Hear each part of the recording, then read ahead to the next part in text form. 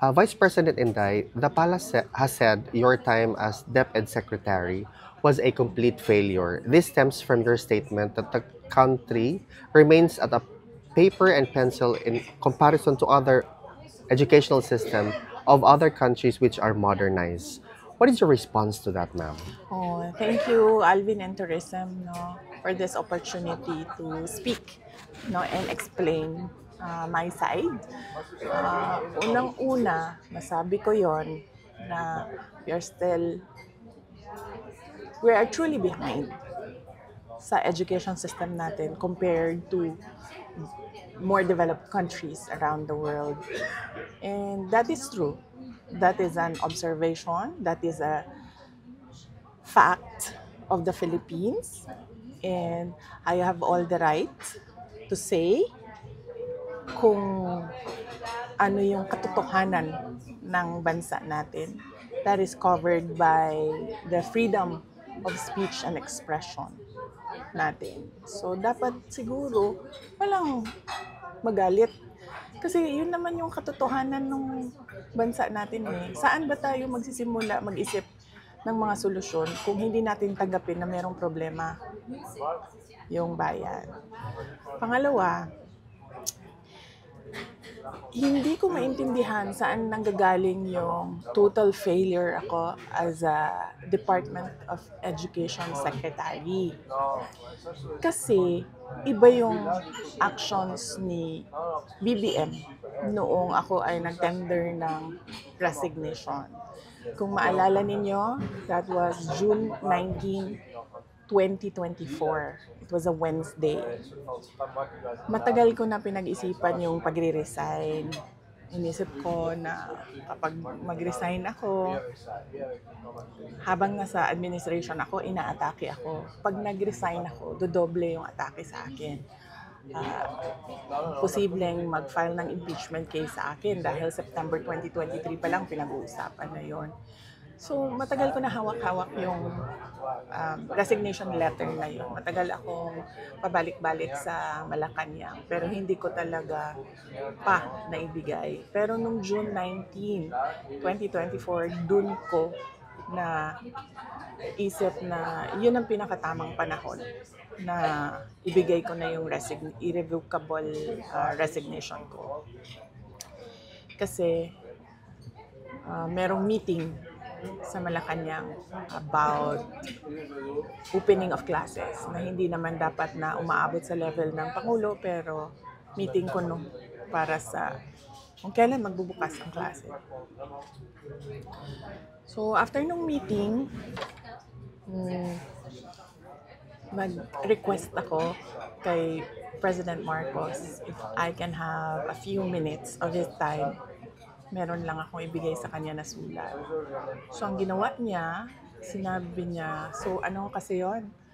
Meron silang reception area, tapos papasok ka sa isang room. Doon sa room, doon ginagawa yung meetings nila. Merong conference table. Tapos, pinapasok niya ako sa isa pang room doon sa loob. Nagmuka siyang office na may table, may office table, may lounge, merong living room. Doon niya ako dinala. Meron pa isang conference table. So, tinanong pa nga niya ako hindi ka pa nakapasok dito? Sabi ko, hindi. First time ko ito nakapasok dito. Tapos nagkwento pa siya na, nung panahon ng tatay ko, ito parang kung saan nag-gather ang mga tao. Tapos, gusto niya daw yung view na yon doon, kaya ginawa niyang office. Sabi ko, okay. Gumanon lang ako. And then, sinabi ko na sa kanya, may dala ako na letter, ibibigay ko sa'yo. Tapos, binigay ko sa kanya. And then, nung binasa na niya, ang sabi niya, why? Tanong siya sa akin, bakit? Tapos sinabi ko sa kanya, ayaw ko na pag-usapan kung bakit ako mag-resign. Para sa akin ba, kailangan pa ba itanong yun? Hindi mo ba nakikita kung ano yung ginagawa ninyo sa akin? O parang hindi naman ako masokista na aatakihin ninyo ako ng aatakihin habang nagtatrabaho ako para sa inyo, and to think na the Department of Education was the department that was delivering results sa administration. So hindi na ako sabi ko ayaw kong pag-usapan. And then sabi niya, he tried to ask me to stay. Tapos sabi ko, ayoko na. And then, ang sunod niyang ginawa, inofera niya ako, may gusto ka ba na posisyon? Sabi ko, wala akong gustong posisyon. Tapos, ang sunod niyang sinabi sa akin, pwede ka bang tumulong sa midterm elections para sa mga senators? Tapos sabi niya, kasi di ba yung hugpong ng pagbabago, kasali naman yun sa unit team noon. Gumanon siya. Sabi ko, hindi ko, pag-iisipan ko, pero wala pa akong plano para sa 2025 midterm elections ng senators. So, clearly, lahat ng attempts niya to make me reconsider my resignation, na sinabi niya, magstay lang ako as Department Secretary o DepEd, na sinabi niya, gusto ko bang lumipat sa ibang posisyon, sabihin ko daw sa kanya, na sinabi niya, pwede ba akong tumulong sa midterm elections ng 2025. So, hindi iyon actions ng taong tumitingin as failure ako.